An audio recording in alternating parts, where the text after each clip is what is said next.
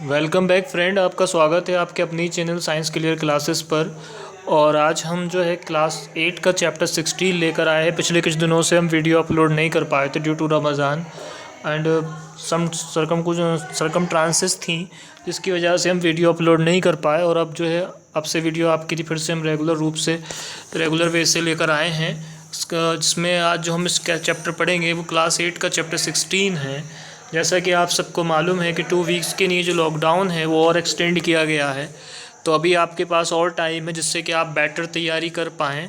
और शायद 6 मई से शायद हम यहाँ पर टेस्ट सीरीज़ भी स्टार्ट करेंगे, जिसमें आपको ऑनलाइन टेस्ट सीरीज़ देनी है। जिसमें क्या करना होगा आपको कि जो है आपको यहाँ पे क्वेश्चन दिया जाएगा इस चैनल पर, और आप उसे कमेंट में उसका आंसर लिखेंगे, जिससे पता लग जाएगा कि आपकी कितनी अच्छी तैयारी अब है और कितनी अच्छी अभी तैयारी आपको करनी है। तो wish you very very best luck to for your exam, because exam तो होगा आज नहीं तो कल। लॉकडाउन जब भी खुलेगा तब एग्ज़ाम होगा, और एग्ज़ाम में हमें बेटर प्रिपेयर्ड होना है। आप किसी महान आदमी ने कहा था कि हारता वो नहीं है जो जंग लड़ा है, हारा वो है जो अपने घर से नहीं निकला। तो इसलिए आपको तैयारी करनी है बढ़िया से, और बेटर तैयारी के लिए आपको जो है ज़्यादा से ज़्यादा मेहनत करनी है, ज़्यादा से ज़्यादा अटेम्प्ट करना है। आपको साइंस जो है अटेम्प्ट को क्रैक करा सकती है उस पेपर को, तो बढ़िया से करके पढ़िए। तो class 8 chapter 16 light with MCQ series detail solution analysis for class 9th MU and JMI entrances के लिए ये इम्पोर्टेंट है बहुत ज़्यादा। हम इसमें लाइट के बारे में पढ़ेंगे, लाइट क्या होती है, लाइट का क्या फंक्शन है, लाइट की क्या क्या प्रोसेस है, लाइट किस तरह से काम करती है, लाइट कैसे जो है आपकी इमेज बनाती है, आई में क्या होता है, जैसे कि थंबनेल में दिखाई दे रहा है कि आई के अंदर जो है क्या क्या चीज़ होती है, ये आई किस तरीके से काम करती है। तो ये हमें समझना है और अच्छे से इसको पढ़ना है। ठीक है, let's play with the science on science clear classes. जो हमारे पुराने व्यूवर्स हैं वो इसे ज़्यादा से ज़्यादा शेयर करें, ताकि ज़्यादा से ज़्यादा लोग फ्री में बेनिफिट ले पाएँ। तो लॉकडाउन के टाइम में अगर आप अच्छी स्टडी चाहते हैं तो साइंस क्लियर क्लासेस को सब्सक्राइब करिए और उसे ज़्यादा से ज़्यादा शेयर करिए, ताकि ज़्यादा से ज़्यादा लोग इसका बेनिफिट ले पाएँ। ठीक है, स्टार्ट करते हैं साइंस क्लियर क्लासेस पर चैप्टर 8 क्लास 8 का चैप्टर 16 लाइट। ओके,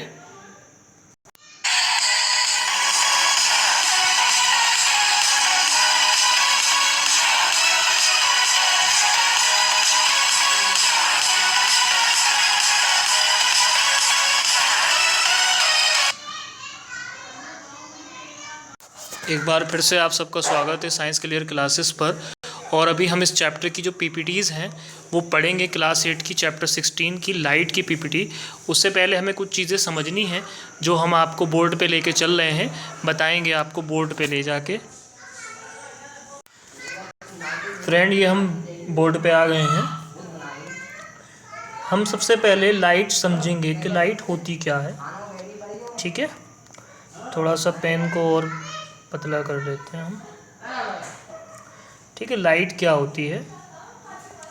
लाइट एक फॉर्म है जो एनर्जी होती है, जो इनेबल करती है किसी भी चीज़ को हमें दिखाने के लिए। किसी भी चीज़ को दिखाने के लिए क्या करती है, हमें ये इनेबल करती है, और इसे हम क्या कहते हैं, लाइट कहते हैं। ठीक है, अब लाइट जो होती है, जाहिर सी बात है, जब किसी सरफेस पे पड़ती है, मान लीजिए एक सरफेस है ये, ठीक है, मान लीजिए ये सनरेज आई, ये से स्ट्राइक किया, स्ट्राइक करके चली गई। तो जो सनरे आती है वो ये वाली होती है, यानी ये वाली। ठीक है, कौन सी वाली, ये वाली। और सनरे जो गई है स्ट्राइक करके वो ये वाली है ना, ये वाली और ये वाली। तो इसे बोलते हैं इंसिडेंट रे। क्या बोलेंगे इसे, इंसिडेंट। और इसे बोलेंगे रिफ्लेक्टेड रे। क्या बोलेंगे, रिफ्लेक्टेड रे। ठीक है, और इस प्रोसेस को बच्चों बोलेंगे रिफ्लेक्शन। क्या बोलेंगे बच्चों, रिफ्लेक्शन। ठीक है, मैं भी आपको PPT में भी दिखवाऊंगा। रिफ्लेक्शन बच्चों दो तरीके का होता है। फर्स्ट होता है रेगुलर, और सेकंड होता है डिफ्यूज्ड या फिर इर्रेगुलर। ठीक है, अब डिफ्यूज का क्या मतलब है? मान लीजिए ये एक सरफेस है, लाइट सनरेज आई, स्ट्राइक करके चली गई, तो ये कैसा हो गया, एक ये कैसा हो गया, चिकना हो गया, स्मूथ हो गया। ठीक है, ये कैसा हो गया कि स्मूथ हो गया। अब मान लीजिए इस तरीके का एक वो है, तो जब सनरेज आएगी तो ये थोड़ा सा जो है अपने रास्ते से जो है क्या होगी, अलग हो जाएगी, तो इसे बोलेंगे ये डिफ्यूज रिफ्लेक्शन हो गया। तो रिफ्लेक्शन के कितने टाइप हो गए, रिफ्लेक्शन के हो गए 2 टाइप। एक हो गया आपका डिफ्यूज्ड रेगुलर और एक हो गया इर्रेगुलर। ठीक है बच्चों, क्लियर हो गई बात। उसके बाद हम समझेंगे law of reflection. Law of reflection, ठीक है। फर्स्ट लॉ कहता है, पहले हम समझ लेंगे बाद में बात करेंगे। ये एक सरफेस है, ये सनरेज आई, ये स्ट्राइक किया, ये चली गई। आप देखोगे कि ये जो है ये वाली लाइन, ये वाली, ठीक है, ये लाइन आपकी कहलाएगी प्लेन। क्या कहलाती है ये लाइन? नॉर्मल भी बोलते हैं इसको। क्या बोलेंगे हम? नॉर्मल। और ये वाली रे क्या होती है बच्चों? इंसिडेंट, अभी बताया था। ये वाली क्या होती है? रिफ्लेक्टेड। तो इसके बीच और इसके बीच देखो ध्यान से, दिख रहा है? इसके बीच और इसके बीच क्या हो रहा है? एक एंगल बन रहा है। क्या बन रहा है इसके बीच और इसके बीच? एक एंगल बन रहा है। इस एंगल को इंसिडेंट एंगल कहते हैं बच्चों। क्या कहते हैं? और इस एंगल को रिफ्लेक्ट एंगल कहते हैं बच्चों। ठीक है, तो लॉ ऑफ रिफ्लेक्शन कहता है कि angle of i is angle of r, यानी एंगल ऑफ इंसिडेंस जो होगा वो एंगल ऑफ रिफ्लेक्शन के बराबर होगा। ठीक है, angle of reflection equal to angle of incidence. पहला लॉ ये हैगा, यानी आप इसे सिंपल वे में ऐसे भी लिख सकते हैं, एंगल आई बराबर एंगल आर। ठीक। दूसरा लॉ क्या कहता है? अभी जैसे हमने एक सरफेस बनाया, ये स्ट्राइक कर दी, लाइट जो है स्ट्राइक करके चली गई। ठीक है, तो ये वाली लाइन यानी इंसिडेंट रे, ये वाली लाइन यानी रिफ्लेक्ट रे, आई रे और आर रे, और ये नॉर्मल। ये जो है तीनों एक ही प्लेन में होने चाहिए। All 3 lines should be same plane. ठीक है, ये जो लाइन है, ये सारी की सारी जो लाइन है, ये जो है एक सेम प्लेन में होनी चाहिए। सेम प्लेन का मतलब क्या होता है? सेम प्लेन का मतलब होता है जैसे कि एक लाइन है और इस तरीके से ये तीनों एक ही पेज में आ जाएं, ये तीनों एक ही पेज में आ जाएं, इसे कहते हैं प्लेन होना। ठीक है, तो ये सेकंड ऑफ लॉ है। समझ में आ गए? तो 2 लॉ हो गए लॉ ऑफ रिफ्लेक्शन के। पहला लॉ कहता है कि जो हैगा आई जो होता है आर के बराबर होता है, और दूसरा लॉ कहता है कि जो इंसिडेंट रे है, रिफ्लेक्टेड रे है और नॉर्मल रे है, वो तीनों जो है। देखिए हम पीपीटी पर आ गए हैं। Light the natural agent that stimulate light and makes things visible, light is reflective from all surfaces. ये आपको दिखाई दे ही रहा है। Regular reflection take place when light is incident on smooth. Reflection के 2 टाइप हो गए। मैं इसको थोड़ी देर रोक दे रहा हूँ ताकि आपको समझ में आ जाए और इसको आप आसानी से नोट कर लें।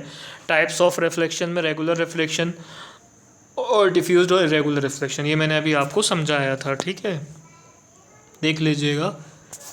उसके बाद नीचे चलेंगे तो आपको आ जाएगा 2 लॉज ऑफ रिफ्लेक्शन, ये मैंने अभी समझाया था। 2 लॉज ऑफ रिफ्लेक्शन क्या होते हैं?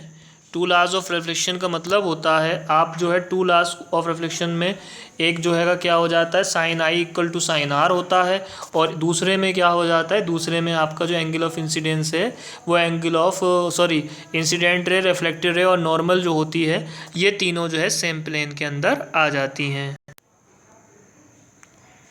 ठीक है। उसके बाद हम तीसरा लॉ पढ़ेंगे। यहाँ पे एक तीसरा लॉ आ जाएगा जिसे हम डिस्पर्जन कहते हैं। मान लीजिए ये एक सरफेस है आपके पास, यहाँ से एक लाइट गई वाइट, और ये वाइट लाइट 7 कलरों में टूट जाती है। कितने कलरों में टूट जाती है? 7 कलरों में। ठीक, कितने कलरों में टूट जाती है? 7 में।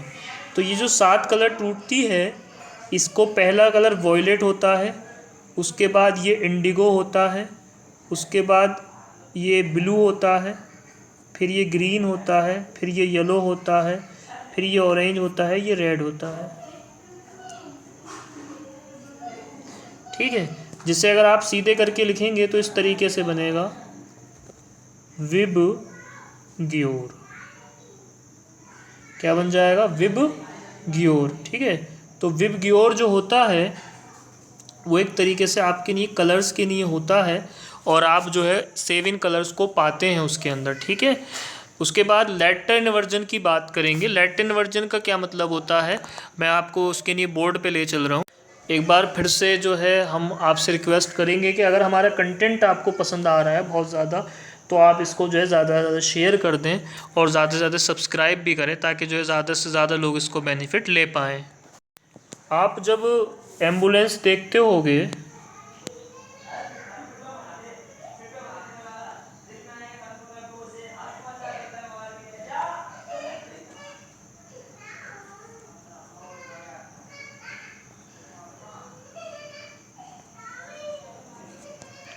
आपने एम्बुलेंस इस तरीके से लिखा देखा होगा गाड़ी पे। ऐसा क्यों लिखते हैं? ऐसा इसलिए लिखते हैं ताकि जब वो पीछे हो और आगे गाड़ी चल रही हो, उसके आगे कोई भी, तो उसके साइड के शीशे में, साइड मिरर में ये एम्बुलेंस उसको सीधा लिखा हुआ मिल जाए। कैसा लिखा मिल जाए बच्चों? सीधा, जिससे कि आगे वाली गाड़ी को ये पता लग जाए कि पीछे से क्या आ रही है, पीछे से एम्बुलेंस आ रही है, और वो पहले रास्ता जो है उसे दे देगा और उसके बाद वो फिर निकलेगा। तो इससे क्या फ़ायदा होगा? इस प्रोसेस को कहते हैं लेटर इन्वर्जन। आप इसे आसानी से समझ सकते हैं। ये आपका एक शीशा है, प्लेन मिरर है जिसमें आप लेटर इन्वर्जन करेंगे। यदि आप बी बनाएंगे ऐसे करके तो शीशे में ये ऐसे दिखेगा, यदि आप सी बनाएंगे तो शीशे में ये ऐसे दिखेगा, यदि आप डी बनाएंगे तो शीशे में ऐसे दिखेगा। तो इसे कहते हैं लेटर इन्वर्जन, यानी एंगलिंग करना, किसी भी इमेज की, किसी भी ऑब्जेक्ट की एंगलिंग से उसको मोड़ देना, क्या कहलाता है? Letter inversion.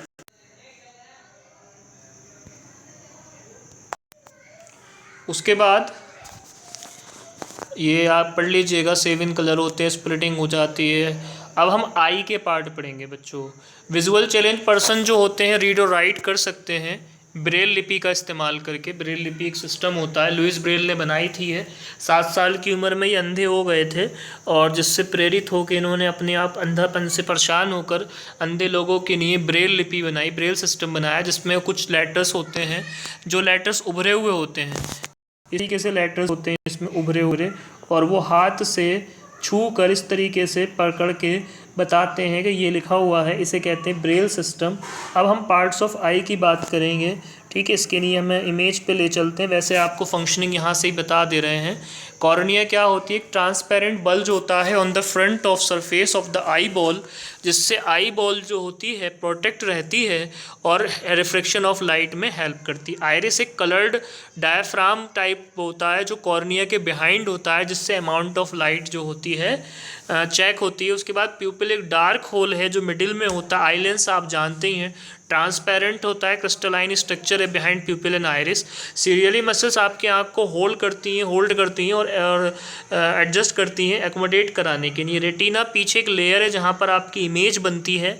रॉड्स और कॉन की अगर बात करें तो रॉड और कॉन आपको दिखाई दे रहा है, इंपॉर्टेंट है ये चीज़।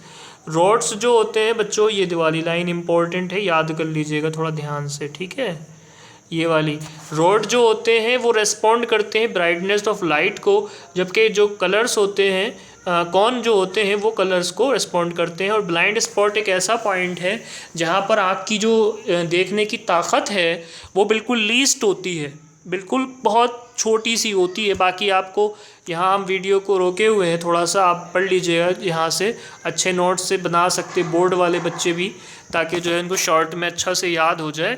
ठीक है, उसके बाद हम आई की स्ट्रक्चर पे चलेंगे। ये आई की स्ट्रक्चर है। अभी मैंने आपको बताया था कि आइरिस क्या होते हैं बच्चों। आइरिस का काम होता है लाइट को एंट्री को कंट्रोल करता है, ठीक है। उसके बाद अगर कॉर्निया की बात करी जाए, ये कॉर्निया आपको दिख रही है, आई का मोस्ट इम्पॉर्टेंट पार्ट कॉर्निया ही होती है, याद रखिएगा। आई में जो सबसे मोस्ट इम्पॉर्टेंट पार्ट होता है वो कॉर्निया होती है। अगर किसी के पास पूरी भी आँख है और उसके पास कॉर्निया ख़राब है तो वो आँख बेकार होती है। उसके बाद लेंस है, ये आपको लेंस दिख जाएगा, क्रिस्टलाइन दिख रहा होगा आपको, ये है लेंस आपका, ठीक है। उसके बाद एक राउंड सा प्यूपिल है डायफ्राम स्ट्रक्चर में, ठीक है। उसी के जस्ट नीचे आपको सिलियरी मसल्स मिल जाएंगी। सिलियरी मसल्स क्या करती हैं, सिलियरी मसल्स जो होती हैं होल्ड करती हैं और क्या करती है, आपको जो है एडजस्ट कराती है देखने के लिए, ठीक है। यहाँ पे एक चीज़ मैं आपको और बताता चलूँगा, इन्होंने नहीं दिया है, ये आपकी रेटिना है, रेटिना आपको दिख गई होगी, रेटिना ये है आपकी, ठीक है। ये ऑप्टिक नर्व है, ये बताती है दिमाग को कि हमने क्या देखा है। उसके बाद यहाँ पर ब्लाइंड स्पॉट होता है इस जगह पर, ठीक है। रॉडर कॉन्स यहाँ मिलते हैं आपको। अब हमने दो चीज़ें यहाँ छोड़ दी, एक होता है आपका एक्वस चेम्बर, क्या होता है, एक्वस चेम्बर। देखिए याद रखिएगा, लेंस के बीच में और आँख के बीच में, सॉरी लेंस के बीच में और कॉर्निया के बीच में, यानी ये जगह पे जो जगह है इसे बोलते हैं आपका एक्वस चेम्बर, क्या बोलते हैं इसको। और यहाँ पर जो लिक्विड भरा रहता है उस लिक्विड को कहते हैं एक्वस ह्यूमर, याद रखिएगा। क्या बोलते हैं, एक्वस ह्यूमर, मैं लिख के भी दिखा रहा हूँ आपको, क्या बोलते हैं उसे, एक्वस ह्यूमर, ठीक है। इसे बोलते हैं एक्वस